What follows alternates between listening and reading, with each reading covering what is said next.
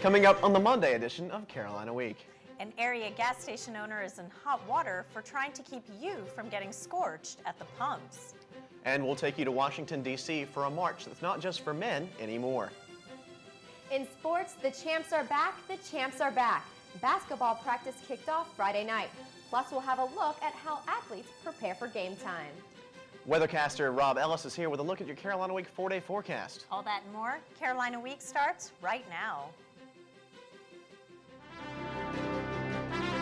From the School of Journalism and Mass Communication at the University of North Carolina at Chapel Hill, this is Carolina Week.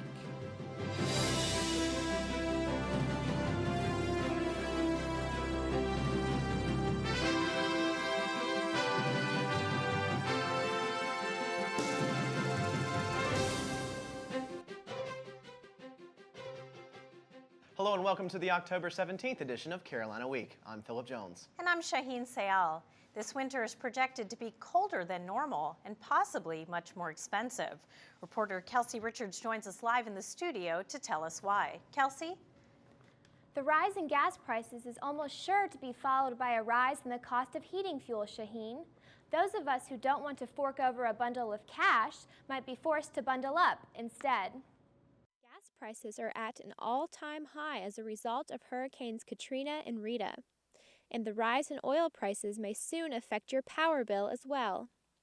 UNC senior Ashley Stafford doesn't think she'll be able to pay her heating bills this winter if oil prices continue to rise. My parents allot me a certain amount of money each month, and unfortunately if the bill goes up, then that means I need to put in extra hours for work. And so unfortunately, if the oil prices continue to go and increase, then our bill will increase, thus having to work more hours during the school year.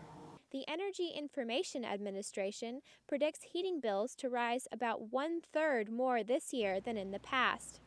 And if temperatures are really cold, prices jump to 50% more. PSNC Energy spokesperson Angie Townsend told me how this rise in prices will affect North Carolinians. We're advising all customers to do everything they can this winter. Get your homes ready for cold weather by lowering that thermostat, weather stripping around your doors and windows, and caulking up any cracks and crevices you have around your exterior of your home. It looks like this winter, many students will be turning down the heat and zipping up their jackets instead.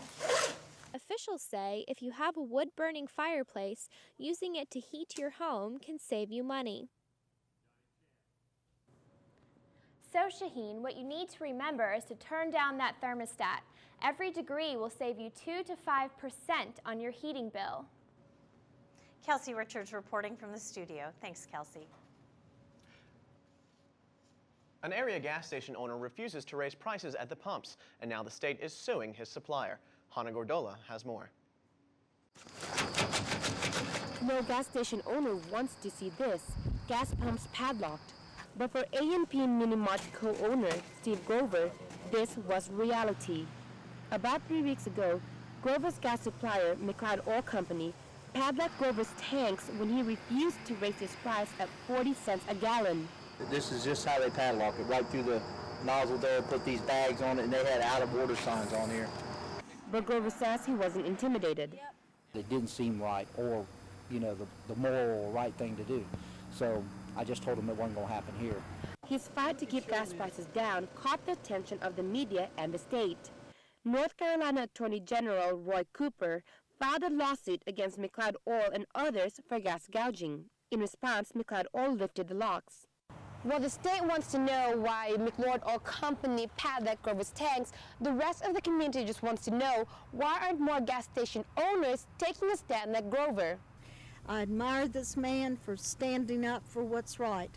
I think too many people are using the circumstances to up the cost of gas. Grover says he appreciates all of the support. I've had people drive here from all across the state just to shake my hand and say thank you. And that's meant a lot. Nearby gas station owners says any comments must come from the corporate headquarters. In Durham, I'm Hannah Gordola, Carolina Week. Grover says the ordeal has cost him about $5,000 in lost business. When you think Franklin Street, you tend to think hustle and bustle. So why is Chapel Hill's busiest street looking less and less crowded these days? That's what many Franklin Street patrons wonder as they cruise down Chapel Hill's signature street. While some doors remain open, the classics such as Katie's Pretzels and The Gap shut down last semester. But many hope that more businesses will move in, especially after some recent success stories. One in particular has made a large impression on Franklin Street's toughest corner. The college budget, really. We have a very cheap menu. You can get a lot of food for a very small price. Seffron hopes their menu, along with their old favorites, will keep Franklin Street busy. Several Franklin Street business owners are threatening to leave Chapel Hill if downtown police coverage doesn't improve. Recent incidents include a robbery at gunpoint, a shooting, assault, and harassment. Police Chief Greg Jarvis says he wants to add 4 more officers to patrol downtown. The town council denied a similar request last June. John Edwards is starting a nationwide series of presentations designed to fight American poverty. The first one was right here on the UNC campus. Monday, the former senator kicked off a 10-day university tour with a speech in the Great Hall. Edwards used the assembly to introduce students and visitors to Opportunity Rocks, an organization that calls on students to make fighting poverty a primary concern. If I can do anything, either today, this year, or for that matter, for the rest of my life, it'll be a shine a light on this problem, and most importantly, to get you to join me in this fight, because we can't do this by ourselves. We need you. Don't happen. Students will take over Opportunity Rocks after Edwards' kickoff tour. His next stop will be at the University of Missouri. A former UNC professor and one of North Carolina's leading actresses is dead at the age of 79. Martha Nell Hardy starred in more than 2,000 performances of the North Carolina outdoor drama Unto These Hills. At UNC, she served as chair and later professor emerita of the Department of Communications Studies. Well, Martha Stewart is making her comeback, and this time it's right here in the Triangle area. She's turning her everyday living collection into everyday houses. Stewart has teamed up with KB Home to build a neighborhood of about 650 houses in Cary. The first homes should be finished in about a year and will be furnished from top to bottom with the Martha Stewart collection. They'll range in price from $200,000 to $400,000. If the Cary experiment succeeds, Stewart plans to build other neighborhoods in Atlanta and Houston. It's not unusual for people to show support for four-legged friends, but this time we're not talking about pets. A walk for farm animals took place on Saturday to raise money for Farm Sanctuary, an organization that rescues mistreated farm animals.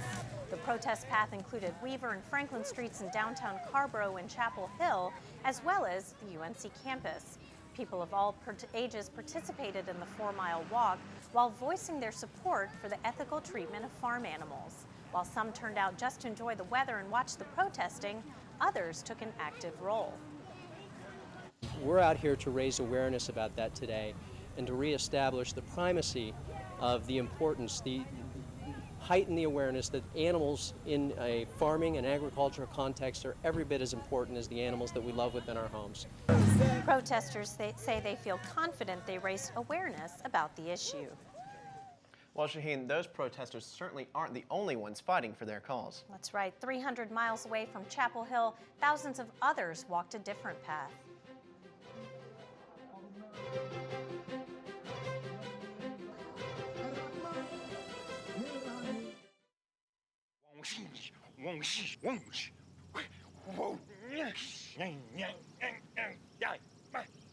The smallest moments can have the biggest impact on a child's life.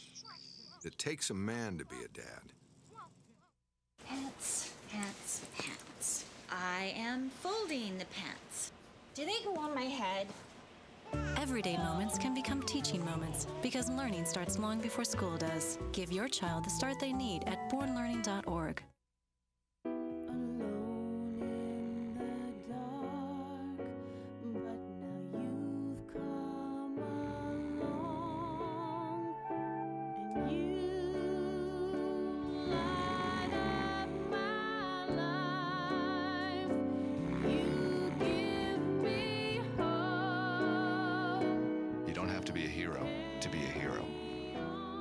Adopt a child from foster care. Just being there makes all the difference.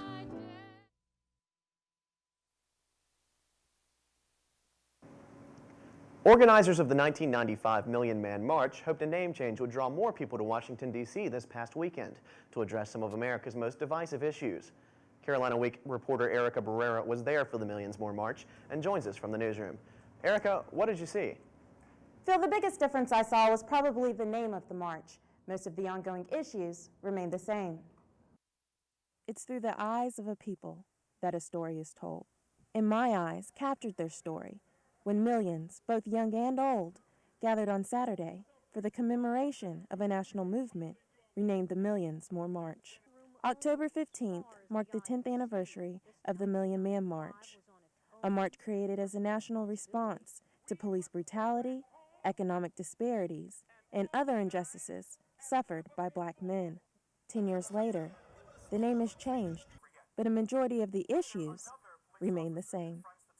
Past participants showed up in record numbers to lend their undying support for a cause that many have been fighting for decades. I've been at every movement since 1951. We started a movement. We struck at a high school called Robert Russo Moten High School in Farmville, Virginia, Prince Edward County, in order to show the establishment that we were sick and tired of inequality. And since that time, I've been a part of most movements. Others showed up to learn what they missed during the first march. I was here 10 years ago. A friend of mine brought me to learn some knowledge, and I wasn't get the full understanding, so I came with my other two friends, to get a better understanding of what I missed 10 years ago. The march drew political think tanks like Cornel West and Tavis Smiley, along with entertainers such as Erykah Badu, Jadakiss, and Wyclef Jean. As participants held hands and raised their fists in solidarity, another chapter of this ongoing story ended, and the work towards the next one began. The next movement will take place in New Orleans as part of the 23 city tour. Erica, you said the biggest difference was the name. Why do you think the turnout wasn't as diverse as the organizers hoped it would be? I think America still has the problem of segregating issues and thinking that the March in Washington was a black issue instead of a national issue. Erica Barrera in the newsroom. Thanks, Erica. Well, the UNC campus is rich with history, but not many know how the school's landmarks became what they are today. Now, a new exhibit in Wilson Library called Unsung Founders shares the story of slaves who helped build the university. We realized how important this was, and we thought that the university community as a whole needed to have access to this information.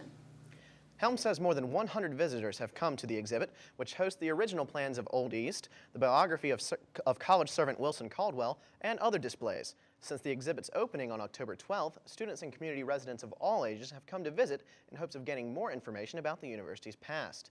While many say they believe the exhibit is a big contribution to the university, some say the exhibit is incomplete. I was surprised at just all the old documents and things like that, and how it just seems like it was just a brief part of what might have happened. The exhibit will run from 9 a.m. to 6 p.m. on weekdays until February 28th. Admission is free. The Hispanic student population at UNC is quite small, between 3 and 4%, so some people are working to change that.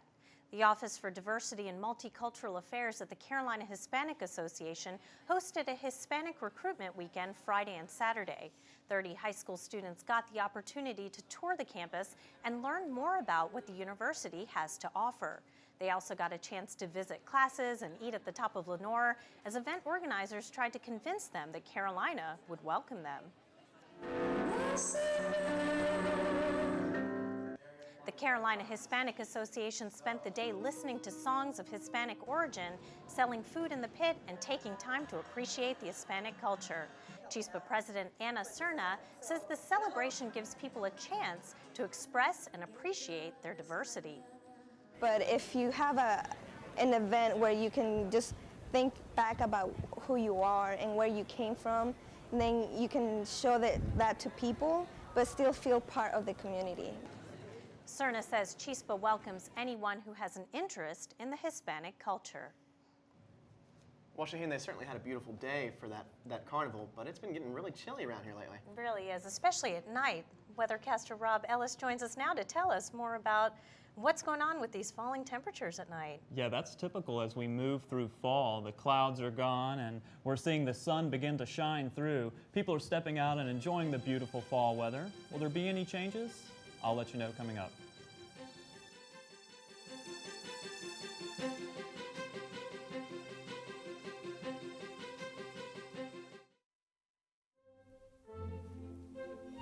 Two words for you. Pop quiz. Ready? Name any funny movie. A drama. Name a mystery. And one more thing. Name the movie your kids saw today in science class. Know what really matters. Know about your kid's school. And know about your kid. Find out 100 ways to know more, do more. Passing gas in the presence of others is not only inappropriate, That is so foul. it can be deadly. Passing gas releases a fog of carbon monoxide Grandpa, and other poisonous fumes that can contribute to asthma and pneumonia. you're killing us over here. Kids shouldn't be exposed to secondhand smoke. Don't pass gas, take it outside.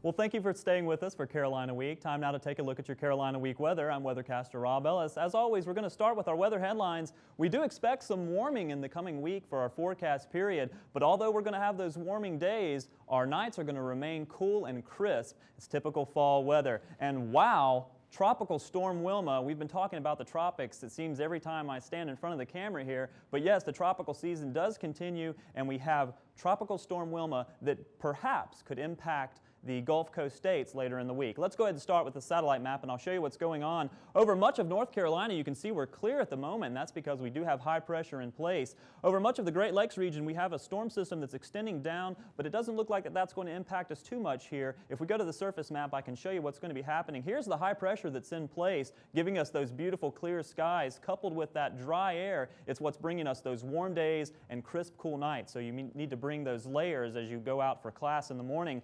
Here's the front that I was talking about, and as that pushes through, it looks like that we won't see much of the cooling from that, just a slight amount of cooling, and it does remain dry. So we see a few clouds, but no rainfall from the system. Let's go ahead and take a look at Tropical Storm Wilma. You can see it's somewhat disorganized at the moment, but it does look like the forecast for this storm is to move through the Caribbean to the Yucatan and eventually move into the Gulf of Mexico. And if that does remain the case, there is a possible impact in the lower 48 states along the Gulf Coast. Let's go ahead and bring it back to Chapel Hill to show you the 4-day forecast for this area. Starting out on Tuesday, we'll see a temperature of about 80 degrees, but look at those overnight temperatures of about 48 degrees, so still warm in the day, but cool at night. 83 degrees for Wednesday, and that's going to continue into Thursday. And Thursday, we'll see a high temperature of about 82 degrees. Lows overnight are going to remain in the mid-50s as we move into Friday. And as that frontal system pushes through, we don't expect any rain, but some increasing clouds. And look at that temperature, 75 degrees, with an overnight low staying around 54. Beautiful days, cool nights, but that's fall. Thanks, Rob. It's going to be beautiful. Thanks. I'm looking forward to it, and while I'm glad that fall brings us cooler weather, Heather, I'm really excited that fall has finally brought us Midnight Madness and the start of basketball season. Yeah, it was a crowded night at the Dean Dome on Friday, so a lot of other people are really excited for the season as well. Coming up in sports, Coach K was Coach K crashing late night with Roy on Friday?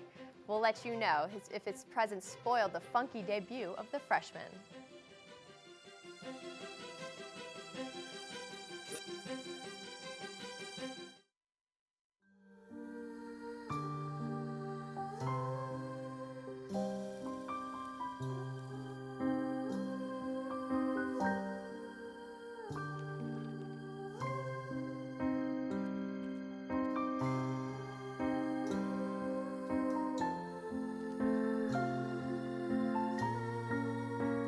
Protect yourself from mannequinism. Volunteer, vote, stay informed. It's easy to get involved. Passing gas can be deadly. Whoa, Oh, something's funky. Passing gas releases a plume of toxic vapors, Oh, honey, not in the car. like ammonia and hydrogen cyanide, and lethal poisons that can linger even when windows are open. Kids shouldn't be exposed to secondhand smoke. Don't pass gas, take it outside.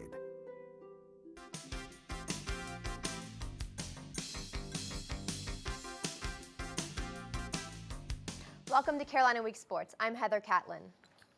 It's official, Carolina basketball is back in action. Late Night with Roy provided a glimpse at the new look with the Heels in more ways than one. You're only as good as your last game, or so they say. If that's the case, then the Heels are still the champs. But this team is drastically different from last year's. But that doesn't mean they're not going to be fun to watch. For example, Tyler Hainsborough might not be the most coordinated person in the world, but I guarantee you he can shake some things other players didn't even know they had. Also, this number might look a little familiar to you. No, Rashad McCants hasn't come back for another year on the Hill, but his sister has. Rashonda McCants shows us the two have more than just a number in common. And not just anyone can replace Rashad McCants, but Danny Green did his best impression, and many in the Smith Center were very impressed.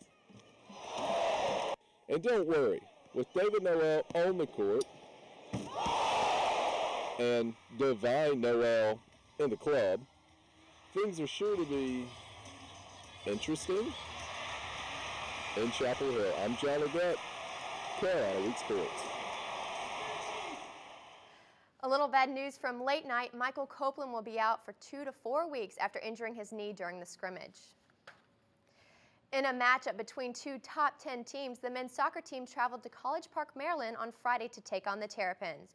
Only 4 goals were scored against Carolina all season. That is until the Terps found their way into the net 4 times. Freshman Ben Shriver had the one lone goal for the Heels. On the women's side, it took 2 late penalty kicks for the Lady Heels to escape Virginia Tech's upset bid. Casey White and Heather O'Reilly converted their penalties in the last 13 minutes of the game. The Heels improved their season to 15-1. The field hockey team played its 4th match of the week Friday afternoon. Carolina tied the match at 1 when midfielder Britt Van Beek tipped the shot in. The match remained tied until forward Larry Beans shook the defense and fired this rocket into the goal. But the 1-goal lead wouldn't be enough.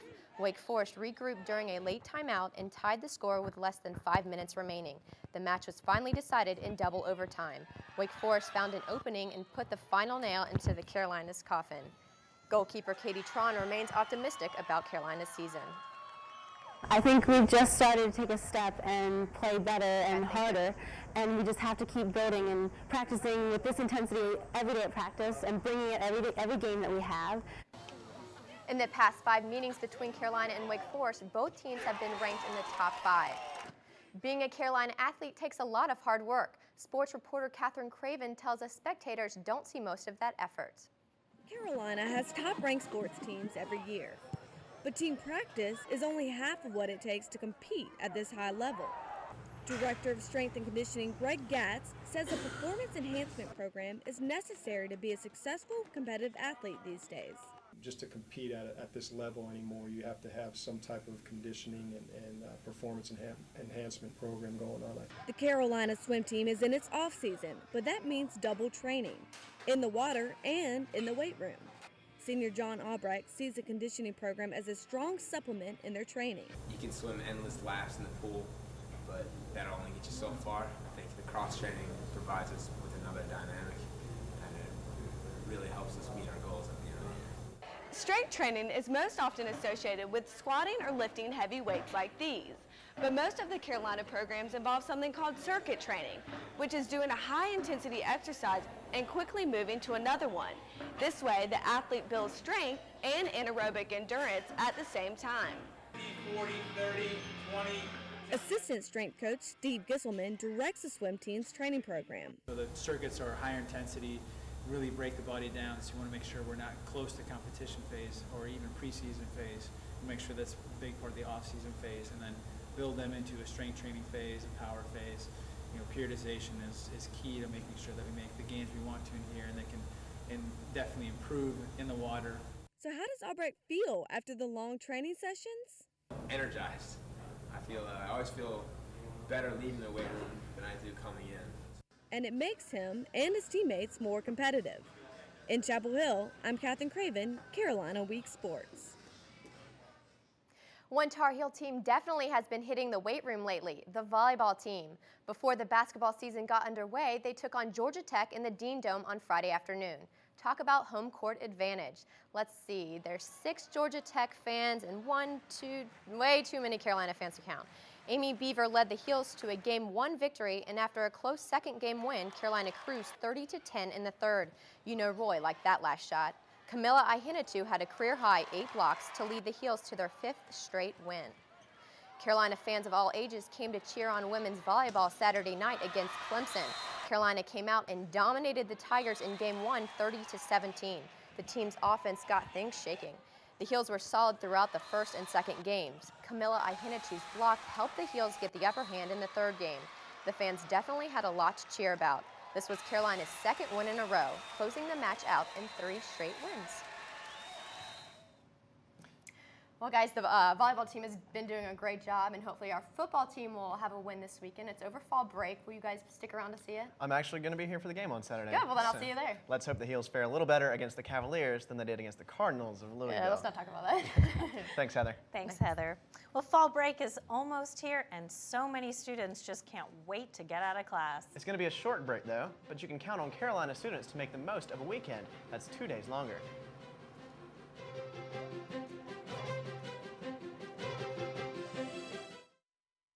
A few questions about the apartment on Park Street. What was your name? My name is Juan Hernandez. It's been rented. Hello, my name is Sanjay Kumar. I am calling about the apartment on Park Street. It just rented. My name is Tyrone Washington. I'm calling about the apartment for rent on Park Street. It's not available. I use a wheelchair and... It's gone. Hello, my name is Graham Wellington. I'm calling about the apartment for rent on Park Street. Is that still available? Yes, it is. What is? Housing discrimination is illegal. If you think you've been a victim, call us. If you have a story idea, contact Carolina Week at 843-8292. You can also visit us online at carolinaweek.org. If you have questions about this program, write Carolina Week at Campus Box 3365, UNCCH, Chapel Hill, North Carolina, 27599. New York, California, Charlotte, the possibilities are endless. Fall break is just around the corner and students are itching to get away. Keena Patel set out to discover just where they're headed. It's busy now, but starting Wednesday afternoon, UNC's campus will be deserted. A 4-day break is exactly what many students need after a month and a half of exams and papers. Fall break is a chance for many to get away from Chapel Hill and forget about school for a couple of days. Senior Jen Roush is one of those people. I'm going to New York City with my boyfriend to visit his brother who lives there, so I'm really excited. And where exactly are people going to spend their break? Atlanta, Georgia. Greensboro. Staying in Chapel Hill. Asheville. No matter where people are going, there's one thing for sure. You better have made your plans already. Booking a flight this close to fall break can cost students a lot of money. A trip to New York City can cost students $362, and even somewhere as close as Charlotte can cost $462. Before students can leave, though, they still have to attend 2.5 days of classes. But some are hinting that they might not make all of those classes. Senioritis is kicking in, so things on Wednesday may not really happen, so we might leave then. Surely, most students will be very attentive in the coming days. In Chapel Hill, I'm Keena Patel, Carolina Week. Well, Phil, I hope you have something fun to do for fall break, not sticking around here. Not going to be around Chapel Hill. I wish I was going to have some time to get up to New York like that one student, but we'll be going to the mountains with me and some of my friends. Oh, good. We'll have a good time. Thanks. Well, that's going to do it for this edition of Carolina Week. Thanks for watching. Have a great night.